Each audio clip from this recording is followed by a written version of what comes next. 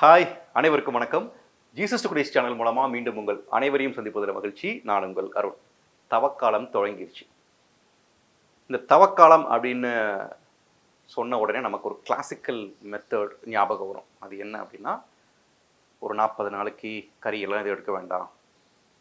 இன்னும் கொஞ்சம் ஒரு படி மேலே போய் சில பேர் வந்து காலை உணவை கூட தவிர்த்துருவாங்க. ஒரு நேரம் ஃபாஸ்டிங் இருப்பாங்க. இன்னும் சில பேர் இன்டென்ஸாக போய் 2 நேரம் ஃபாஸ்டிங்லாம் இருப்பாங்க. அதோடு கூட நமக்கு நாம் இந்த இந்த இந்த 40 நாட்களில் நம்மளுடைய செலவுகளை குறைச்சி அதிலிருந்து வர பணத்தை வந்து நம்ம ஏழைகளுக்கு கொடுக்கறது. இது எல்லாமே ஒரு ஒரு ஒரு கிளாசிக்கல் மெத்தட். ஏன்னா நான் சின்ன வயசுலேருந்து அப்படி தான் அதெல்லாம் பண்ணிக்கிட்டு இருந்தேன். ஆனால் ஒரு கட்டம் வரும்போது இந்த தவக்காலம் வந்து இவ்வளவு எளிமையானதாக மட்டும்தான் இருக்கா, இதை தாண்டி இதுக்கு வேற இன்னும் அர்த்தம் இருக்கா அப்படின்னு பார்க்கும்போது எனக்கு இயேசுவினுடைய அந்த 40 நாள் தான் நினைவுக்கு வந்தது. ஜீசஸ் வந்து என்ன பண்ணார்? ஜீசஸ் வந்து 40 நாள் போய் உட்காந்து அதுக்காக நான் பண்ணுறதெல்லாம் தப்புன்னு சொல்லலை. கற்பனை பண்ணி பாருங்க, ஜீசஸினுடைய 40 நாள் எப்படி இருந்ததுன்னா, நம்ம அது எப்படி படிக்கிறோம்? அவர் அழகையினால் அழைத்து செல்லப்படுகிறார். எதற்கு? சோதிப்பதற்காக அழைத்து செல்லப்படுகிறார். அப்போ 40 நாளும் அவர் விரதம் இருந்து வந்து அழகையை எதிர்கொள்கிறார். அழகையின் சோதனைகளை எதிர்கொள்கிறார். அதுதான் அதனுடைய மையம். ஏன்னா அந்த 40 நாளுங்கிறது வந்து பைபிளில் பல இடங்களில் பார்த்துருப்போம். ஏற்கனவே இதை பற்றி நம்ம நிறையா சொல்லியிருக்கிறோம். நீங்கள் ஆபிரகாமினுடைய காலத்திலிருந்தே இந்த 40 நாளுக்கு ஒரு மிக முக்கியமான ஒரு இம்பார்ட்டன்ஸ் இருக்குது. ஆனால் ஜீசஸ் அப்படின்னு வரும்போது அவருடைய 40 நாள் எப்படி இருந்தது அப்படின்னா, அது பியூராக ஸ்பிரிச்சுவலாக இருந்தது. அந்த அழகையின் சோதனைகளை எதிர்கொள்வதுன்னு இருக்குது இல்லையா, அதுதான் இன்னைக்கு நம்ம எடுத்துக்கிட்டு பேச போகிற கண்டென்ட். இப்போது இந்த 40 நாளில் ஏற்கனவே சிறப்பாக செஞ்சுக்கிட்டு இருக்கவங்களாம் இருப்பீங்க. அதாவது ஒரு எளிமையான கிறிஸ்தவன் வந்து எப்பவுமே பாதுகாப்பாக இருக்கிறான்னு நான் சொல்லுவேன். ரொம்ப மண்டையெல்லாம் போட்டு குழப்பிக்காமல், சொல்லப்போனால் என்ன மாதிரி ரொம்பலாம் யோசிக்காமல் இருக்கிறவங்க வந்து பேறு பெற்றவர்கள். ஏன்னா அவர்களுக்கு வந்து எந்த குழப்பமே கிடையாது. அவங்க சாதாரணமாக டெய்லி மாஸ்க் போயிட்டு வந்தாலே ரொம்ப திருப்தியாக இருப்பாங்க. அப்படிப்பட்டவர்களுக்கு வந்து அந்த கிளாசிக்கல் மெத்தடே போதுமானதாக இருக்கும். நிறைவாக இருப்பீங்க, இன்னைக்கு சந்தோஷமாக இருப்பீங்க. ஆனால் அது பத்தாது அப்படின்னு நினைக்கிறவங்களுக்கு, இன்னும் கொஞ்சம் இன்டென்ஸாக போகணும், இல்லை நமக்குள்ள போராட்டங்கள் நிறையா இருக்குது, நம்ம இன்னும் வளரணும், இது பத்தலை அப்படின்னு யோசிக்கிறோம் இல்லையா, அவர்கள் வந்து இந்த தவக்காலத்தை கொஞ்சம் வேறு மாதிரி பயன்படுத்தலாம். ஏன்னா ஆன்மீகம் அப்படிங்கிறது என்ன அப்படின்னா, நமக்கு வந்து முதல்ல கடவுளை பற்றியே தெரியாமல் இருந்தது. இயேசு கிறிஸ்து இந்த பூமிக்கு வந்து கடவுள் இப்படி தான் அப்படின்னு சொல்லி காமிச்சிட்டார். அவர் காமிச்சதில் இருக்கிற ஒரு செக் பாயிண்ட் என்னென்னா, நான் சும்மா கடவுள் எப்படி இருக்கிறாரு அப்படின்னு சொல்கிறதுக்காக மட்டும் வரல. நீ எல்லாம் கடவுளுடைய மகன், அதாவது கடவுளுடைய சாயல் உனக்குள்ளே இருக்குது. அந்த சாயலை நீ அடையும் போது நீ அவரோட சேர்ந்துருவ. அது எப்படி அடையிறது அப்படிங்கிறதுக்கு தான் நான் வந்திருக்கிறேன். அது எப்படி அடையிறதுன்னு உனக்கு சொல்லிக் கொடுக்க தான் நான் வந்திருக்கேன்றதை சொல்லிட்டார். அப்போ நம்ம கடவுளை பற்றி தெரிஞ்சுக்கிறதோட நின்ற முடியாது. நம்ம அவரோடு இணைவதற்கு, அவரை மாட்சிப்படுத்துறதுக்கான வேலைகளை செய்யணும். அப்போ நமக்கு இருக்கிற மாஸ்டர் யார் அப்படின்னா ஜீசஸ் கிரைஸ்ட். அப்போ அவருடைய வாழ்க்கையில் அவரை போல் நம்ம மாறுறதுக்கு சில சிரத்தைகள் எடுக்கணும். ஆனால் விடுமா, கடவுளே இந்த பூமிக்கு வந்தாலும் சோதனைகளை எதிர்கொண்டாக வேண்டும். அப்போ நம்மளாம் ஏமாத்துறோம். அவருக்குமே அந்த சோதனைகள் இருக்கும் போது நமக்கும் இருக்கும். இப்போ நம்ம இடறி விழுந்து விழுந்து எந்திரிப்போம், அவர் விழாமையே போயிட்டார். பட் விழுந்து எழுந்தாலும் பிரச்சனை கிடையாது. அவர் நம்மளை பாவத்திலிருந்து மன்னித்து காப்பாற்றி அந்த இடத்துக்கு கூப்பிட்டு போகிறதுக்கு ஒரு தயாராக இருக்கிறார். ஆனால் நம்ம தயாராக இருக்கிறோமா? ஏன்னா ஒரு வருடம் ஃபுல்லாகவே வந்து இந்த உலகம் நமக்கான ஒரு வாழ்க்கையை திணிக்கும். அதாவது அது ஒரு வாழ்க்கையை கட்டமைக்கும். அதுக்குள்ளே நம்ம சிக்கிடுவோம். நம்ம சிக்கிட்டு அந்த கிறிஸ்துவ வாழ்வியலில் இருக்கிற சில அறம் சார்ந்த விஷயங்களெல்லாம் நம்ம மிஸ் பண்ணிடுவோம். மிஸ் பண்ணிட்டு நம்ம பாட்டு வாழ்ந்துகிட்டே இருக்கும். ஆனால் இயர்லி ஒன்ஸ் இந்த மாதிரி நம்மளையே நம்ம உட்காந்து ஆராய்ந்து, இல்லை நம்ம கரெக்டாக தான் போய்கிட்டு இருக்கோமா, நம்மளுடைய பயணம் சரியா அப்படின்னு பார்த்து, இல்லை எதெல்லாம் வந்து கிறிஸ்துவ அறத்திற்கு முரணாக இருக்குது அப்படின்னு பார்த்து அதை களையிறதுக்கு நம்ம எடுக்கிற முயற்சி இருக்கு இல்லையா, அதற்கான காலகட்டம் தான் இந்த தவக்காலம். அப்போ இந்த தவக்காலம் அப்படின்னு சொல்லும்போது எனக்கு இந்த லென்ட்டுன்னு சொல்கிறத விட தமிழில் தவக்காலம்னு சொல்கிறது எனக்கு ரொம்ப பிடிக்கும். ஏன்னா அந்த தவம் அப்படிங்கிறது வந்து ரொம்ப இம்பார்ட்டன்ஸ் தருது இந்த இடத்துல. தவம்னா என்ன அப்படின்னா, நிறைய பேர் தவம் அப்படின்னாலே அமைதியாக உட்காரதுன்னு நினச்சிக்கிறாங்க. அமைதியாக உட்காந்து தியானிக்கிறதுன்னு நினச்சிக்கிறாங்க. அது தியானம். தவம் அப்படிங்கிறது நம்ம என்ன செய்யணும்னு நினைக்கிறோமோ அதை முழு மூச்சாக எந்த விதமான சிந்தனை மட்டும் இல்லை, எந்த விதமான டிஸ்ட்ராக்ஷனும் இல்லாமல் செய்கிறது. எப்படின்னாலும் நான் எடுத்ததை முடிப்பேன் அப்படின்னு நம்ம இருக்கிறோம் இல்லையா, அதுதான் தவம். அப்போ இந்த 40 நாளுமே நம்ம தவம் இருக்க போகிறோம். அழகை வந்து நம்மளை எப்படி இன்ஃப்ளூயன்ஸ் பண்ணுறான் அப்படிங்கிறத தெரிஞ்சு அதிலிருந்து எப்படி விலகி இருக்கிறது அப்படிங்கிறதுக்கான முயற்சி. அது மட்டும்தான் இந்த தவக்காலத்தினுடைய இந்த இன்டென்ஷன். அதனால தான் இதுக்கு பேர் வந்து விடுதலையின் பயணம். விடுதலை பயணம் அப்படின்னாலே உங்களுக்கு தெரியும் என்ன, எக்ஸோடஸ், பாவத்திலிருந்து கூட்டிட்டு வர்றதைத்தான் அந்த விடுதலை பயணம்ங்கிறது காமிக்குது. பாவம்ங்கிறது வந்து இஸ்ரவேல் மக்கள் வந்து அடிமைகளாக இருந்த அந்த நிலையிலிருந்து சுதந்திரமான ஒரு நாட்டுக்கு கூட்டிட்டு வர்றது வந்து ஃபிசிக்கலாக நடந்த ஒரு விஷயம். ஆனால் அதில் ஸ்பிரிச்சுவல் மீனிங் என்னன்னா, பாவத்திற்கு அடிமையாக இருக்கிற நம்மளை வந்து கடவுளுடைய பிள்ளைகளாக மாற்றி அந்த இடத்துக்கு கூட்டிட்டு வர்றார். கடவுள் தனக்கான அந்த சொர்க்க பூமிக்கு கூட்டிட்டு வர்றார். அதுதான் அதனுடைய அடையாளம். இப்போ இந்த விடுதலை பயணங்கிறது என்னைக்கோ நடந்து முடிஞ்ச விஷயம் கிடையாது. ஒவ்வொரு மனிதனுக்கும் இது நடந்துகிட்டே இருக்கு. ஒவ்வொரு மனிதனுக்கும் நடந்துகிட்டே இருக்கு. பாவத்திலிருந்து நம்ம விடுபட்டு உள்ள போறோம். அப்போ அதே ஒரு விடுதலை பயணத்தை இந்த 2025 நம்ம துவங்க போறோம். 40 நாள் அதை செய்ய போறோம். சரி, இது எப்படி பண்றது அப்படின்னா, இதற்கு நிறைய மெத்தட்ஸ் இருக்கு. இப்போ நம்ம வந்து இக்னிஷன் மெத்தடெல்லாம் பார்த்தீங்கன்னா ரொம்ப நல்லா இருக்கும். ரொம்ப சிறப்பாக அது வந்து நமக்குள்ள பலன் தரும். ஆனால் இருந்தாலும் அதை இன்டென்ஸாக நமக்கு பண்ண முடியாது. ஆனால் அதுக்கு பெரிய ஸ்ட்ரக்சர் வேணும் அதை ஃபாலோ பண்ணுறதுக்கெலாம். ஸோ நம்ம வந்து இது வரைக்கும் பண்ணது ஏற்கனவே எடுத்த ரெஃபரன்ஸ் எல்லாம் வச்சு சிம்பிளாக ஒரு ஸ்ட்ரக்சர் ஒன்று போட்டிருக்கோம்.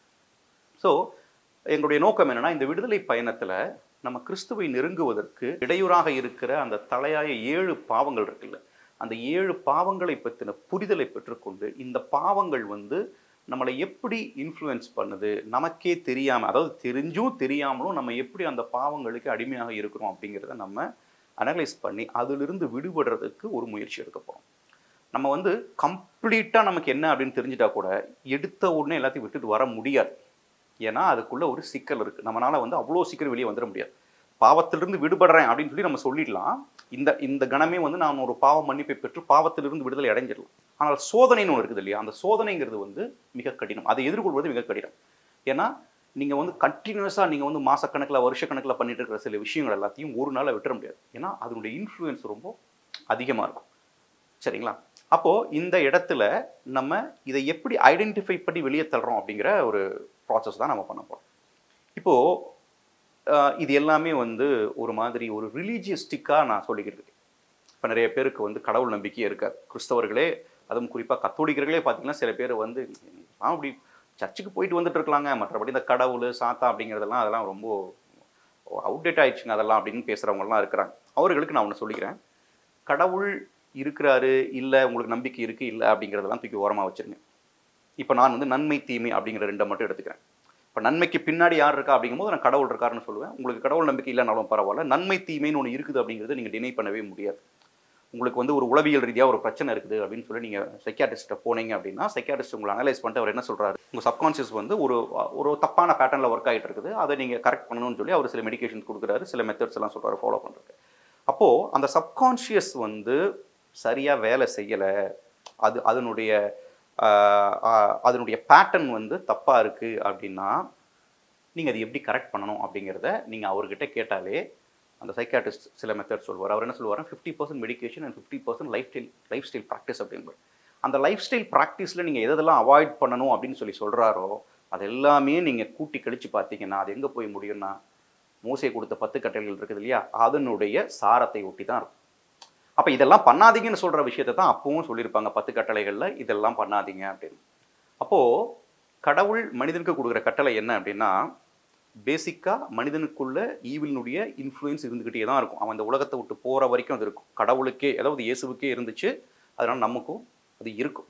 அப்போது அந்த இன்ஃப்ளூயன்ஸ் பண்ணுறது நம்ம எப்படி ஐடென்டிஃபை பண்ண முடியும் அப்படிங்கிறதுக்கு ஒரு செக்லிஸ்ட் மாதிரி கொடுத்துருக்காங்க. இதெல்லாம் செய்யாத அப்படின்னு இருக்காங்க. அப்போ அதனுடைய சாரத்தை உள்வாங்கிட்டு அதுக்குள்ளே இருக்கிற சில லேயர்ஸ் எல்லாத்தையும் உள்வாங்கிட்டு அதை நம்ம தவிர்த்தோம் அப்படின்னா நம்ம அதிலிருந்து தப்பிச்சுக்கலாம். அப்போது இந்த சப்கான்ஷியஸ் கான்ஷியஸ் மைண்ட் அப்படின்னு சொல்லும்போது நான் எளிமையாக ஒன்று சொல்லிடுறேன். அதாவது கான்ஷியஸாக நம்ம செய்கிற விஷயங்களினுடைய மெமரி, இது வந்து ஒரு சயின்டிஃபிக் எக்ஸ்பிளனேஷனோ அப்படிலாம் கிடையாது, எளிய மக்களுக்கு புரிகிற விதத்தில் நான் சொல்கிறேன். இப்போ கான்ஷியஸாக நீங்கள் பண்ணுற விஷயங்கள் வந்து எல்லாமே ஒரு ஃபோட்டோ ஃப்ரேம் மாதிரி, மெமரி மாதிரி நம்ம மனசுக்குள்ளே ஸ்டோர் ஆகிட்டே இருக்கும். இப்போ ஸ்டோர் ஆகிற விஷயம் இருக்குது இல்லையா, அதில் இருந்து உங்களுக்கு ஒரு கமாண்ட் வரும். உங்கள் பாஸ்ட்லேருந்து ஒரு கமாண்ட் வரும். இந்த பாஸ்ட்டில் இருக்கிற கமாண்ட் இருக்குது இல்லையா, இது எல்லாமே நடக்கிறது என்னென்னா சில நேரங்களில் சப்கான்ஷியஸாக அது உங்களுக்குள்ள ஒரு கமாண்டை கொடுத்துக்கிட்டே இருக்கும்.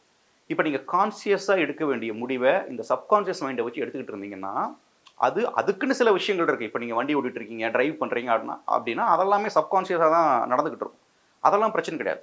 ஆனால் அதில் ராங் பேட்டர்ன் ஏதாவது ஃபார்ம் ஆகி அது தப்பான இன்ஃப்ளூயன்ஸை உங்களுக்கு தந்துச்சு அப்படின்னா நீங்கள் ஒரு ட்ராப்பில் மாட்டிடுவீங்க. ஓகேங்களா? ஸோ அந்த ட்ராப்பில் இருந்து நீங்கள் வெளியே வரணும் அப்படின்னாலும் இதே போன்ற ஒரு முயற்சியை நீங்கள் எடுத்துத்தான் ஆகணும். நீங்கள் கடவுளை நம்புறீங்களோ இல்லையோ, அதை டெடிக்கேட்டடாக உட்காந்து நீங்கள் பிரேக் பண்ணி தான் ஆகணும். அதைத்தான் இப்போ சயின்டிஃபிக்காக வந்து ரீவயரிங்னு சொல்கிறாங்க. பிரெயினை வந்து ரீவயர் பண்ணுறோம் அப்படிங்கிறாங்க. அது வந்து இப்போ சயின்டிஃபிக்காக அது ஒரு டெர்மினாலஜி. பட் ஆக்சுவலாக ஸ்பிரிச்சுவலாக என்ன சொல்கிறது அப்படின்னா, அதுதான் வந்து அந்த அந்த அந்த நிலை வந்து பாவ நிலை இல்லையா? நீங்கள் வந்து ஒரு தப்பான ஒரு விஷயத்துக்குள்ளே மாட்டிட்டு இருக்கீங்க அப்படிங்கும்போது, ஒரு பாவ நிலையில் நீங்கள் இருக்கிறீங்க. அதிலிருந்து நீங்கள் வெளியே வரணும். எப்படி வெளியே வர்றது அப்படிங்கிறதுக்கு தான் இப்போ நான் சொல்ல போகிற இந்த மெத்தடை ஃபாலோ பண்ணணும். சரி, இந்த மெத்தட் என்ன? இது எப்படி நம்ம செய்ய போகிறோம் அப்படின்னா, இது வந்து நான் ஏற்கனவே சொன்ன மாதிரி இதுக்கு நிறைய முறைகள் இருக்குது. நம்ம ரொம்ப இன்டென்ஸாக உள்ளே போகலை. அதே மாதிரி இங்கே எந்த ஆசிரியரும் இல்லை, மாஸ்டரும் இல்லை உங்களை வழி நடத்துறதுக்கு. இது வந்து என்னென்னா சேர்ந்து பயணிப்போம். விடுதலையின் பயணத்தில் என்னோடு சேர்ந்து விருப்பம் உள்ளவர்கள் நீங்களும் பயணிக்க போகிறீங்க. என்னோடுனா எங்கள் குழுவோடு சேர்ந்து நீங்களும் பயணிக்க போகிறீங்க. இது வந்து ரொம்ப இண்டிவிஜுவலாக தான் நீங்கள் பண்ண போகிறீங்க. இந்த 40 நாள் என்ன பண்ணலாம் அப்படிங்கிறத வந்து ஒரு சின்ன ஸ்ட்ரக்சராக போட்டு நாங்கள் ஒரு பிடிஎஃப் ஃபைல் க்ரியேட் பண்ணியிருக்கோம். அதை வந்து நான் உங்களுக்கு ஷேர் பண்ணுறோம். இது எப்படி நீங்கள் அக்சஸ் பண்ண முடியும் அப்படின்னா, ஒரு வாட்ஸ்அப் குரூப் ஒன்று ஓப்பன் பண்ணியிருக்கோம். அந்த குரூப்பினுடைய லிங்க்கை நான் டிஸ்கிரிப்ஷனில் ஷேர் பண்ணுறேன். அந்த லிங்க் மூலமாக நீங்கள் வாட்ஸ்அப்பில் ஆட் ஆகிக்குங்க. அந்த வாட்ஸ்அப் குரூப்பில் நீங்கள் போயிட்டீங்கன்னா, இந்த 40 டேஸை வந்து நீங்கள் எப்படி பண்ணலாம், அதாவது இந்த 40 டேஸை வந்து நீங்கள் ஸ்பிரிச்சுவலாக எப்படி நீங்கள் க்ரோ ஆகலாம், என்னென்ன பண்ணலாம் அப்படிங்கிறத பற்றின எல்லா டீட்டெயிலுமே அந்த அந்த பிடிஎஃப்பில் இருக்கும். அதை நீங்கள் படித்து பார்த்து நீங்களாகவே அதை ஃபாலோ பண்ண ஆரம்பிச்சிடலாம். முடிந்தவரை, இது வந்து கமிட்மெண்ட் கிடையாது, ஏன்னா எல்லாம் இண்டிவிஜுவலாக தான் பண்ணிக்கிட்டு இருக்கிறோம். முடிந்தவரை உங்களுக்கு அதில் சந்தேகங்கள் இருந்தது, இல்லை இதிலிருந்து கொஞ்சம் பெட்டராக பண்ணலாம் அப்படின்னா அதே வாட்ஸ்அப் குரூப்பில் டிஸ்கஸ் பண்ணி உங்களுக்கு நாங்கள் சொல்லுவோம். நீங்கள் அதை ஃபாலோ பண்ணிகிட்டு இருக்கலாம். அதாவது ரெகுலராக நீங்கள் பண்ணுற ஒரு விஷயமா இருந்ததுன்னா இதுக்குள்ளே நீங்கள் வர வேண்டாம். நீங்கள் சாதாரணமாக நான் சொன்னேன் இல்லையா, ஒரு கிளாசிக்கல் மெத்தட் நீங்கள் ஃபாலோ பண்ணிட்டு இருக்கீங்கன்னா இதில் வர வேண்டாம். ரொம்ப குறிப்பாக, அதாவது எனக்கு நான் பண்ணுறது சரியில்லை, இன்னும் கொஞ்சம் எனக்கு அடுத்த கட்டத்துக்கு போகணும் அப்படிங்கிற ஒரு உந்துதல் இருக்கும் இல்லையா, அந்த உந்துதல் இருக்கிறவங்க மட்டும் இதில் பயணப்பட்டா போதும். ஏன்னா இதில் வந்து கொஞ்சம் மினிமமாக இருக்கிறவங்கள மட்டும் தான் நம்ம சூஸ் பண்ணிக்க முடியும். ஏன்னா வாட்ஸ்அப் குரூப்பில் ரொம்ப பேரை என்கேஜ் பண்ண முடியாது. ரொம்ப ஒரு 30 பேர் இருந்தால் தான் அது கொஞ்சம் வசதியாக இருக்கும். அவங்களோட இன்ட்ராக்ட் பண்ணுறதுக்கு, பேசுகிறதுக்கு, க்ரோ ஆகிறதுக்கு எல்லாமே. சரி, இந்த இந்த 40 நாள் இந்த விடுதலையின் பயணம் எப்படி இருக்க போகுது அப்படின்னா, நான் எப்போவுமே திருத்துவம் எனக்கு புரிஞ்சதுக்கு அப்புறம் தான் நான் கத்தோலிக்க திருச்சபையின் மீது எனக்கு ஈடுபாடு வந்தது அப்படின்றத நான் சொல்லியிருப்பேன். திருத்துவம் அப்படிங்கும்போது தந்தை, மகன், தூய ஆவி. இதில் தந்தை வந்து அவர் தான் வந்து அனைத்திற்கும் காரணமானவர், படைப்பிற்கு மூலமானவர் அவர் தான். அது யார் மூலமாக நடக்குதுன்னா மகன் மூலமாக நடக்குது. மகன் வந்து மெட்டீரியலிக் ஃபார்ம் ஆஃப் த ஃபாதர். அப்போது தந்தை, மகன் இவங்க 2 பேருக்குமான உறவு வந்து தூயாவின் மூலமாக நடக்குது. அவர் யார் அப்படின்னா அவரும் ஒரு ஆழ்த்துவத்துக்குள்ளே வர கடவுள். அப்போ இந்த 3ம் சேர்ந்து தான் கடவுள் அப்படின்னு நம்ம படிக்கிறோம். இப்போ அதே ரிஃப்ளெக்ஷன் தான் நம்ம. அப்போ நமக்குள்ளேயும் இந்த தந்தை, மகன், தூய ஆவியினுடைய ஒரு முழுமை நமக்குள்ளே இருக்கும். டிஃபால்ட்டாக இருக்காதான் அவருடைய சாயல். அது என்ன அப்படின்னா ஆத்துமா, ஆவி, சரீரம். இந்த ஆத்துமா அப்படிங்கிறது நம்ம கண்ட்ரோலில் கிடையாது. கிட்டத்தட்ட அதை வந்து நீங்கள் தந்தையான கடவுளோடு நீங்கள் ஒப்பிடலாம். மகனாகிய கடவுள் அப்படிங்கிறவருக்கு வந்து ஃபிசிக்கல் ஃபார்ம் இருக்குது. அதை வந்து யாரும் டினை பண்ணவே முடியாது. ஏன்னா அவர் தான் ஜீசஸ் கிரைஸ்ட், இந்த உலகத்தில் பிறந்திருக்கிறாரு, நமக்காக மரித்து உயிர்த்து தந்தையின் பக்கத்தில் இருக்கிறார். 3வது வந்து இவர்கள் இருவரையும் இணைத்த அதே தூய ஆவி, இணைப்பாக இருக்கிற அதே தூய ஆவி நமக்குள்ளேயும் அது வாசம் பண்ணிக்கிட்டே இருக்கார். ஆனால் இந்த தூய ஆவி வந்து நமக்குள்ளே எப்படி ரிஃப்ளெக்ட் ஆகும் அப்படிங்கிறப்போ ஆன்மா, உடல், அதுக்கப்புறம் வந்து நம்மளுடைய மனது. இந்த மனது அப்படிங்கும்போது அது கிறிஸ்டியன் டேர்மில் அது மனது அப்படின்னு சொல்லி நம்ம சொல்ல மாட்டோம். ஏன்னா மனது அப்படிங்கிறது ரொம்ப இந்த வேர்ல்டு இன்டர்ஃபரன்ஸோட சேர்ந்து வரும். அதுக்காக தான் நம்ம என்ன சொல்கிறோம் அப்படின்னா ஸ்பிரிட்டுன்னு சொல்கிறோம். இந்த ஸ்பிரிட்டை நம்ம ஸ்பிரிட்டாகவே வச்சுக்கலாம். அப்போ மனிதனுக்குள்ளேயும் இதே அந்த திருத்துவத்தினுடைய சாரம் இருக்கும். அப்போ இந்த 3மே சேர்ந்து தான் நம்ம. அப்போ நான் அருண் அப்படின்னா அருண் யார் அப்படிங்கும்போது இந்த உடல், இந்த ஆன்மா, இந்த ஆவி, இந்த 3ம் சேர்ந்து தான் அருண். அப்போ இந்த 3ம் ஒரு ஹார்மோனியில் இருந்தது அப்படின்னா கிட்டத்தட்ட நான் அந்த கடவுளோடு ஒன்றிருக்கேன். ஆன்மானுடைய இலக்கு, அதாவது தந்தையான கடவுள் வந்து நம்மளுடைய சித்தத்தை அந்த அந்த அந்த ஆன்மாக்கு தெரியும் தந்தையினுடைய சித்தம் என்ன அப்படின்னு. ஆனால் அந்த ஆன்மானுடைய சித்தம் என்ன அப்படிங்கிறத ஆவி அறிந்து கொண்டு அதை செயல்படுத்துறத வந்து இந்த உடல் வந்து எக்ஸ்பீரியன்ஸ் பண்ணலாம். இந்த 3ம் நேர்கோட்டில் நடக்கும்போது தான் நம்ம வந்து இப்போ நம்ம விரும்புகிற அந்த பரலோக ராஜ்யத்துக்குள்ளே இங்கேயே பிரவேசித்து இறுதி நாளில் நம்ம மரணத்துக்கு பிற்பாடு நம்ம எதிர்நோக்கி இருக்கிற அந்த விண்ணகத்துக்குள்ளே போக முடியும். அப்போ இந்த 3ஐயுமே நம்ம கவனத்தில் கொள்ளணும். அப்போ இப்போ நம்ம கண்டக்ட் பண்ண போகிற இந்த விடுதலையின் பயணத்திலையும் இந்த 3க்குமான முக்கியத்துவம் இருக்கும். உங்கள் ஆன்மாவை பற்றி நீங்கள் கவலைப்பட வேண்டியது இல்லைன்னா அதில் நீங்கள் செய்கிறதுக்கு ஒன்றுமே கிடையாது. ஆன்மாவை வந்து தேவையில்லாத வேலையை, அதாவது தேவையில்லாத இடத்துக்கு இழுத்துட்டு போய் அதனுடைய நிலையை வந்து நீங்கள் மோசம் பண்ணாமல் இருந்தால் சரி. ஆனால் ஆவி அப்படிங்கன்னு வரும்போது அதில் தான் நமக்கு சிக்கலே ஆரம்பிக்கும். என்ன அப்படின்னா, ஏற்கனவே சொன்ன மாதிரி ஆவி அப்படிங்கும்போது கடவுளிடமிருந்து, அதாவது தந்தையாம் கடவுளிடமிருந்தும் மகனாகிய கடவுளிடமிருந்தும் ஆவி புறப்படுகிறார், தூய் ஆவியார் புறப்படுகிறார். அப்போ அதே போல நமக்கும் தந்தையாம் கடவுளிடமிருந்து தூயாவியார் புறப்படுறார். ஆனால் மகனாகிய கடவுளிடமிருந்து தூயாவி புறப்படணும் இல்லையா நமக்கு இருந்து. ஆனால் நம்மக்கிட்ட என்ன சிக்கல்னா, நம்மக்கிட்ட வந்து ஈவிலினுடைய சாத்தானுடைய தூண்டுதலால் சில நேரங்களில் தீய ஆவிகள் புறப்படும். அது கடவுளோட கனெக்ட் பண்ணுமா? பண்ணாது. அது ஒரு தனி உலகத்தையே உண்டு பண்ணி அந்த உலகத்துக்குள்ளே உங்களை வச்சிருக்கும். அது சிமிலராக உங்களை போன்றே பல பேரை உருவாக்கி அதுக்குள்ளே ஒரு உலகமே உருவாகும். புரியுதுங்களா? இதெல்லாமே ரொம்ப பெருசு. நான் ரொம்ப சிம்பிளிஃபை பண்ணி உங்களுக்கு நான் சொல்கிறேன். அப்போது இதிலிருந்து நீங்கள் பிரேக் பண்ணி தூய ஆவியோடு, அதாவது தந்தையிடமிருந்து வெளிப்படுகிற அதே தூய ஆவி உங்களுக்குள்ளேருந்து வெளிப்படணும். இதை வந்து சுயமாக நம்மளால் பண்ண முடியுமா அப்படின்னா, அதற்குத்தான் நமக்கு ஒரு குரு இருக்கிறார், இயேசு கிறிஸ்து. இயேசு கிறிஸ்துவனுடைய தூய ஆவியை தான் நம்ம பெற்றுக்கொண்டு அந்த தூய ஆவியின் வழியாக தான் நம்ம தந்தையோட கனெக்ட் பண்ணுறோம். அப்போது அதற்கு தடையாக இருக்கிற நம்மளுடைய செயல்கள் இருக்குது இல்லையா, இது எல்லாத்தையுமே நம்ம ஒதுக்கி வைக்கணும். ஸோ இதில் 3 விஷயங்கள் இருக்குது. ஆன்மா, ஆவி, சரீரம். ஆன்மாவில் நம்ம பண்ணுறதுக்கு ஒன்றுமே இல்லை. ஆவியில் வந்து நமக்கு வேலை செய்ய வேண்டியது இருக்குது. அது என்னென்னா, முதல்ல ஆவியை பகுத்தாயணும். இந்த ஆவியை பகுத்தாயறதை பற்றி தான் நம்ம இக்னேஷியஸ் வந்து ரொம்ப அழகாக டிசைன்மெண்ட் ஆஃப் ஸ்பிரிட் அப்படின்னு சொல்லி அழகாக சொல்லுவார்.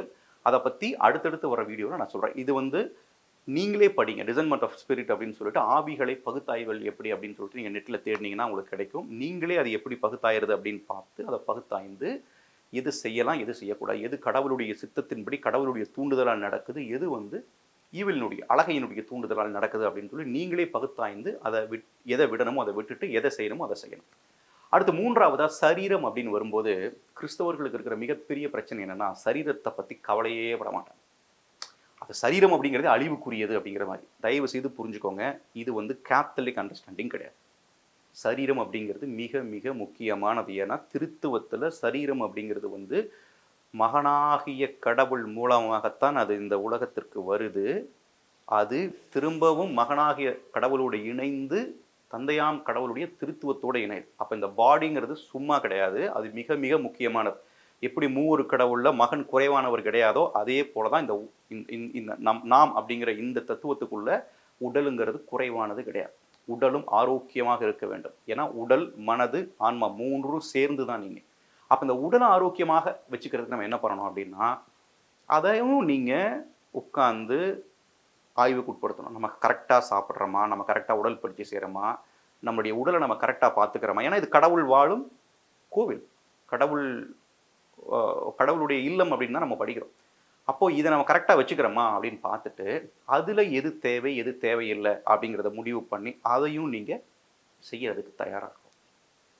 சரிங்களா? அப்போ இதெல்லாம் சேர்ந்து தான் இந்த 40 நாள் இருக்க போகுது. அது என்ன அப்படிங்கிறத வந்து உங்களுக்கு அந்த பிடிஎஃப்ல சொல்லிடுவோம். நீங்கள் அதை படித்தாலே உங்களுக்கு ஓரளவுக்கு புரிஞ்சிடும்.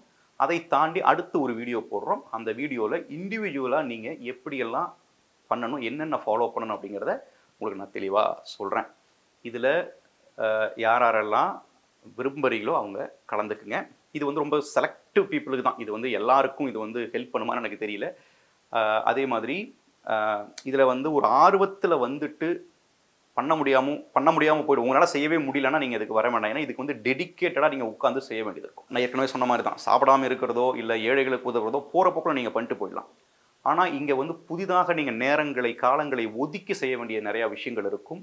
ஸோ அதனால் இதுக்குள்ளே வர்றதுக்கு முன்னாடி சிந்திச்சுட்டு வாங்க. குறிப்பாக நான் ஒரு அழைப்பு விடுக்கிறேன். அது என்ன அப்படின்னா, இதில் நான் அதிகமான இளைஞர்களை எதிர்பார்க்கிறேன். இந்த இடத்துல ஏன் நான் யூத்தை நான் மெயினாக சொல்கிறேன் அப்படின்னா, இந்த கால இளைஞர்கள் வந்து பெரும்பாலும் கடவுள் நம்பிக்கையிலிருந்து கொஞ்சம் விலகி போகிற மாதிரி நான் உணர்றேன். அதாவது கடவுளை பற்றிய அதிகப்படியான கேள்விகள் வருது அவங்களுக்கு. அதாவது என்னென்னா, அவங்க கம்பேர் பண்ணி பார்க்குறாங்க. இப்போ இருக்கிற அறிவியல் பூர்வமான ஒரு பார்வை இருக்குல்ல, அதை வந்து அப்படியே ஸ்பிரிச்சுவல் விஷயங்கள் அப்ளை பண்ணும்போது கிறிஸ்டியானிட்டிங்கிறது வந்து அவங்களுக்கு போதாததாக தெரியுது. எல்லாத்தையும் ரொம்ப மூடத்தனமாக நம்ப சொல்கிறாங்க அப்படிங்கிற மாதிரி சிலர் சொல்வது உண்டு. அப்படி இருக்க உங்களுக்கு நான் ஏற்கனவே சொன்னதான், நீங்கள் கடவுளை நம்புறீங்களோ இல்லையோ, இந்த ப்ராசஸ் வந்து உங்களுக்குள்ள நிச்சயமாக ஒரு வேலையை செய்யும். அந்த வேலை செஞ்சு முடிக்கும்போது இது யாரால் நடந்தது, எப்படி நடந்தது, இதுக்கான மூலம் என்ன அப்படிங்கிறது நீங்கள் ரியலைஸ் பண்ணிப்பீங்க. அன்னைக்கு நீங்கள் வந்து கடவுள் இருக்கிறாரா இல்லையா நீங்கள் முடிவு பண்ணுங்கள். பட் இந்த ப்ரோக்ராம் நீங்கள் கலந்துக்கிட்டீங்க அப்படின்னா கண்டிப்பாக அது வந்து உங்களுக்கு ரொம்ப ஹெல்ப்ஃபுல்லாக இருக்கும். அதனால் தவறாமல் யூத் நீங்களும் கலந்துக்குங்க. உங்களுக்கு தெரிஞ்சவர்களையும் வந்து நீங்கள் அவங்களுக்கு இதை பற்றி சொல்லுங்கள். அதுக்காக வயதானவர்கள் வேற வேணான்னு சொல்ல. இந்த யூத் மைண்ட் செட்டில் இருக்கிற யார் வேணாலும் வரலாம். உங்களுக்கு 80, 90 வயசு இருந்தாலும் பிரச்சனை இல்லை. புதுசாக ஒரு விஷயத்த பண்ணணும் அப்படின்னு நீங்கள் ஆவலோடு இருக்கிறீங்க அப்படின்னா தாராளமாக நீங்கள் கலந்துக்கலாம். நான் சொன்ன மாதிரி கீழே டிஸ்கிரிப்ஷனில் அந்த வாட்ஸ்அப் குரூப் லிங்க் கொடுத்துருக்கோம். அதை பண்ணி நீங்கள் ஓப்பன் பண்ணிக்கோங்க. எங்களால் எத்தனை பேரை முடிஞ்ச வரைக்கும் சேர்க்க முடியுமோ சேர்க்குறோம். அதற்கு மேலே கண்டிப்பாக அந்த குரூப்பை ஸ்டாப் பண்ணிவிடுவோம். அதில் வந்து புதன்கிழமையிலேருந்து வெள்ளிக்கிழமை வரைக்கும் தான். ஏன்னா வெள்ளிக்கிழமை நம்ம வந்து செஷன் ஸ்டார்ட் பண்ணி ஆகணும். அதனால் இந்த 3 நாட்களுக்குள்ளே விரும்புகிறவர்கள் நீங்கள் ஜாயின் பண்ணிக்கோங்க. அடுத்து நம்ம விடுதலையின் பயணத்தில் சேர்ந்து பயணிப்போம். நன்றி.